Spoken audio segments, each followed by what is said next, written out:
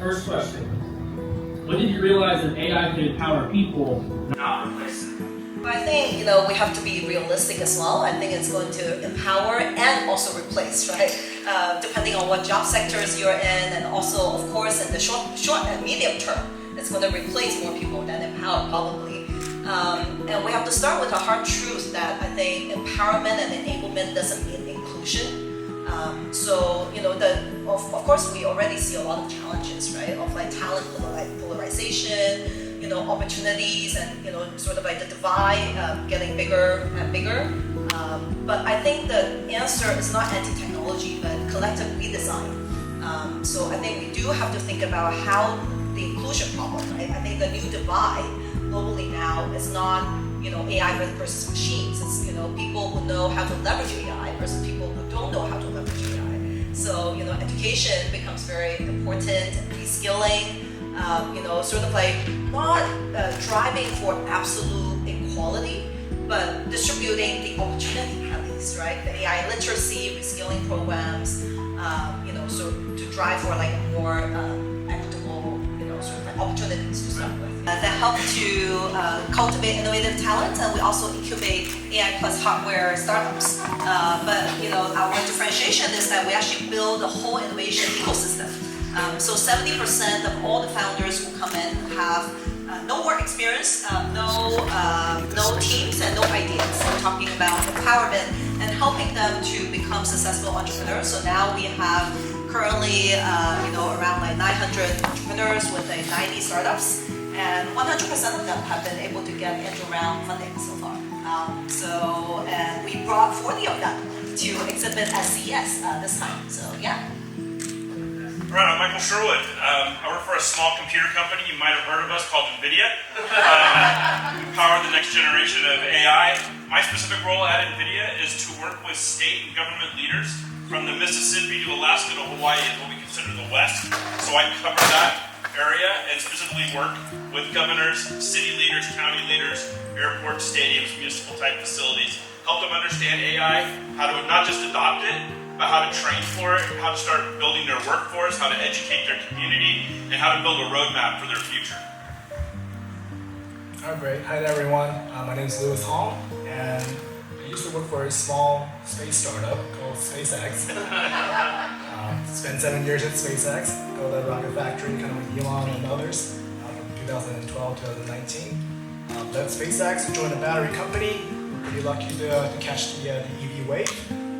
As it starts kind of in 2019 to 2022. Now I am an investor. So, I started with angel investing with our own money, me and my partner, and now we have officially started our fund, investing in what we call hard tech. Now, what is hard tech?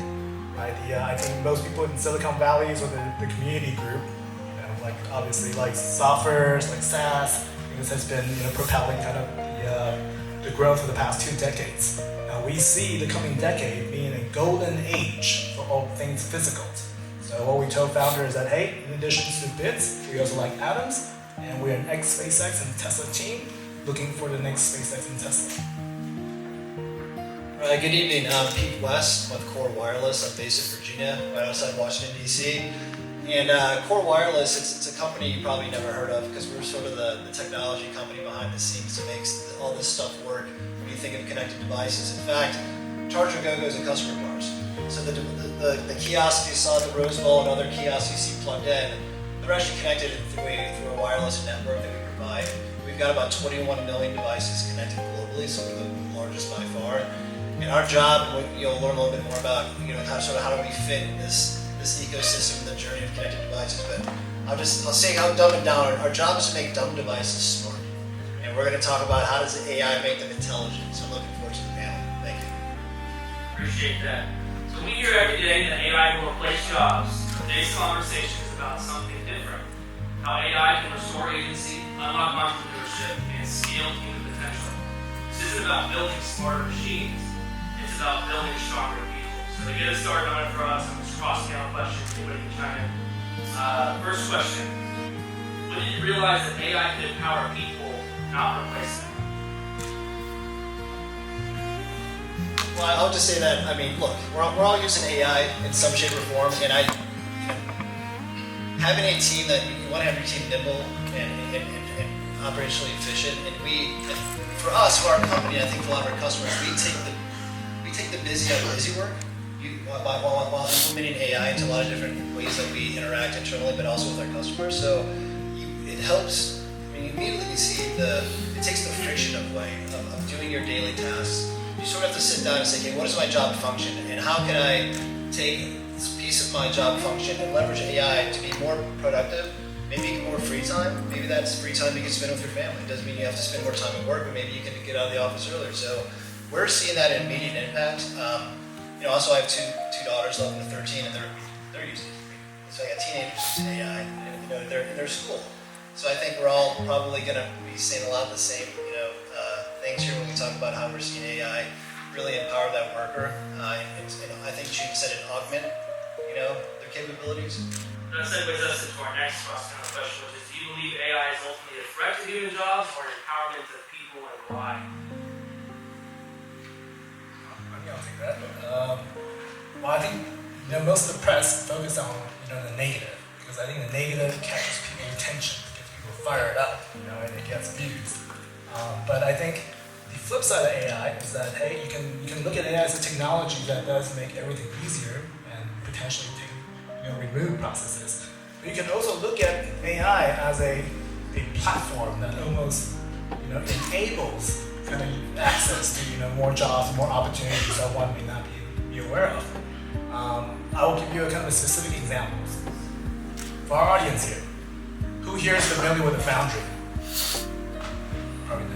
Yeah, maybe, okay, good. The manufacturing crew, all right. Who is familiar with casting? Right. These are tremendous critical, hardware manufacturing processes, okay, that's required for everything that you touch physically. Now, America used to have over 6,000 foundries across the nations. I think recently it's gone down to 2,000, and I think we are losing, a couple hundreds, as we go. And I think the reason is very obvious. I mean, you don't really go to college, thinking that, hey, I'm gonna, obviously go into metrologies and I'm gonna be working in the foundries, growing up. But we need these talents, and so we have a tremendous, a talent gap right now in America, even though there's this call of reshoring and rebuilding America. So how do we solve it? Well, technologies. We invested in a AI foundry company that's essentially creating kind of what you call kind of like a foundry in a lab, in a box. You can imagine that's a 3D, almost like a 3D print. For someone that, hey, perhaps used to, his last job maybe a Uber driver, but now you can be, potentially part of the rebuild movements, working in foundries. And I think that's the power of AI. And kind of this next reindustrialization, democratization. But that's where we stop. Then we allow the creative individuals around to finish that last 30% of the Lego. Just like you heard June talk about Charger Go-Go being part of NVIDIA's Inception program, they're using some of our base technologies to further that and to further their technologies for their customers. And you see that across many, many segments. I think the biggest thing for all of you to think about is, don't think about what NVIDIA is or isn't.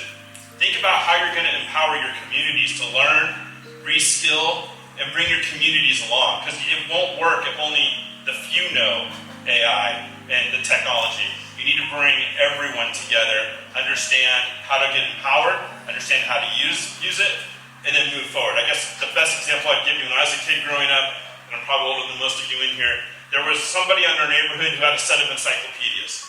When I wanted to write a book report, I had to go down to my neighbor's house and borrow their encyclopedias, look through it, trace the state or whatever I was working on, and come back. Now you have all that power in the individual house or an individual phone.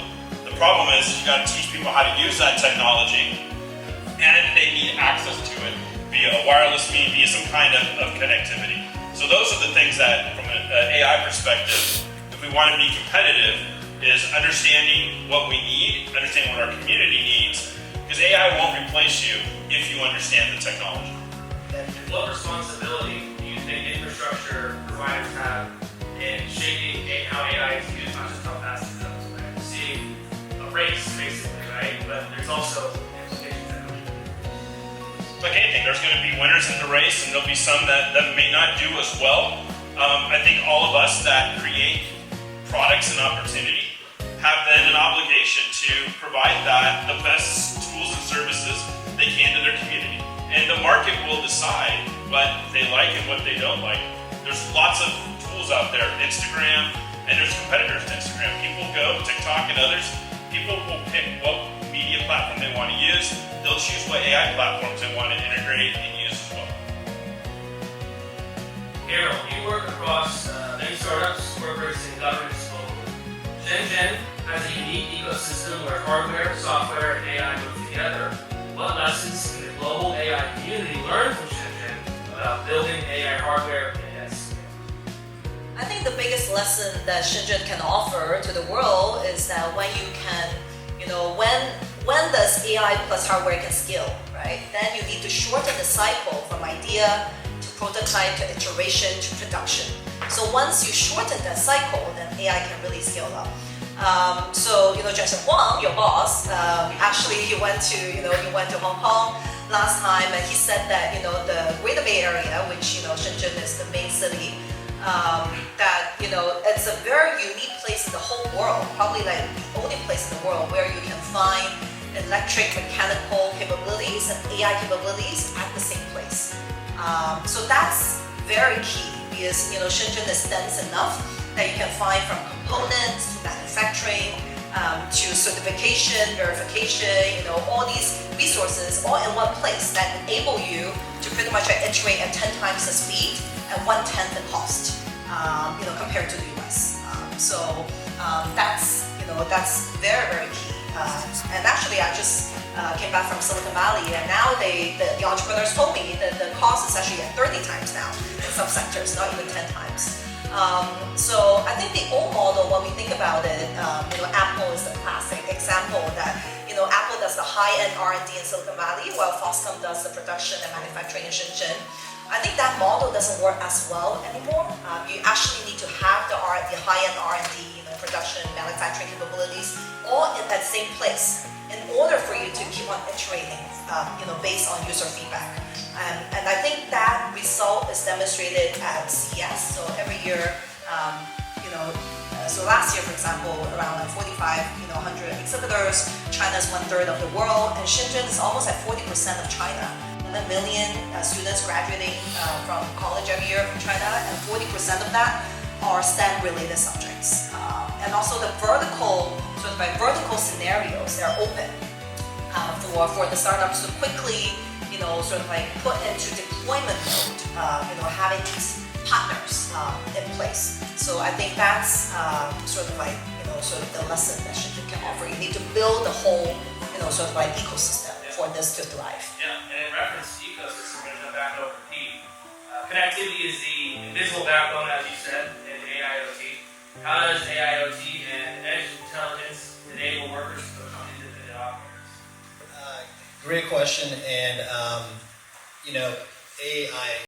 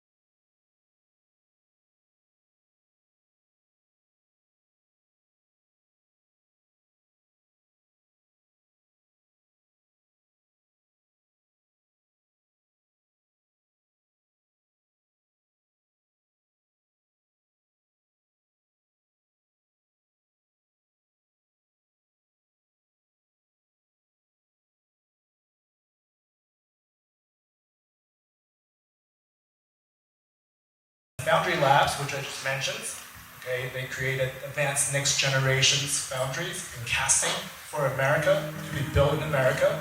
You know, when they're successful, okay, manufacturing supply chain is abundant in America. Okay, so I think it's, and then we even invest in a company recently, okay, that's literally out of this world. We invest in a company that's about to send the world's first space stations up, commercial space stations up into space this year. You know, so when they're successful, more people will have access to space, and people will actually explore that world.